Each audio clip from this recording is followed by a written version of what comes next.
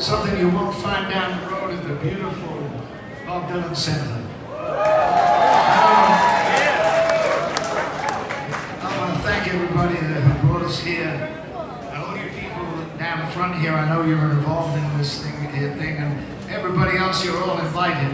We're going over there for milkshakes. And vegetarian tuna fish sandwiches afterwards.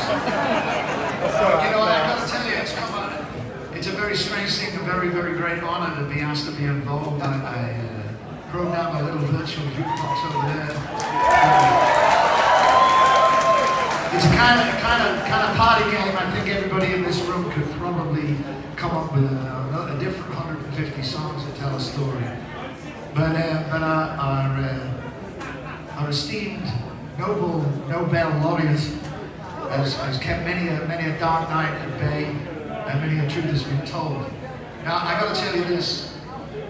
I didn't get to meet Bob until we were already underway with our career. And it came about in the most strange way. Do you want to hear about it? Yeah! So here it was. I was on the road with Rockpile, which was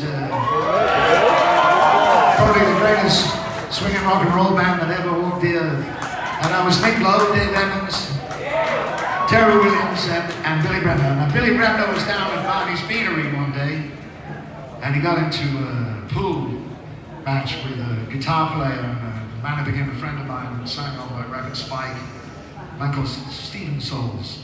And Stephen invited Billy to the show that night with Bob Dylan at the Universal Amphitheatre. Now, Billy was a man of narrow taste. Gene Vincent loved him. Jerry Reed absolutely adored him. Chet Atkins, and all of that kind of stuff.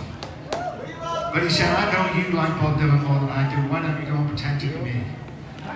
So Pete and I marched up to the box office and said, my name's Billy Bremner, you've got tickets. A woman looked down the list and said, there's no tickets for Billy Bremner. And then a weird thing happened, because this is 1978 and we had like 1.5 records on the radio. She recognized me. She thought there must be some terrible mistake. She went away and got the manager, and the manager came back and said, Mr. Costello was so terribly embarrassed. Your tickets are not there. But we've just had a phone call, and Miss Streisand cannot come to the show tonight.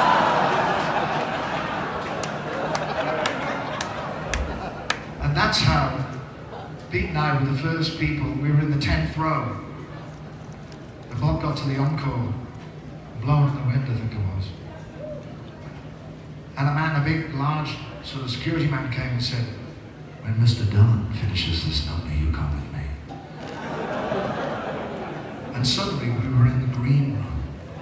Having barely got into the gig, we were in the green room. Everybody believes that something exciting was happening behind the velvet rope, as the people sitting down the front here will attest. And sure enough, Bob comes into the room and he goes, hey, I've heard a lot about, I won't do the impersonation. Hey, I've heard a lot about you. So if you're ever embarrassed at the thing you say when you meet your favorite singer, remember these words that I uttered at that moment. And I've heard a lot about you too.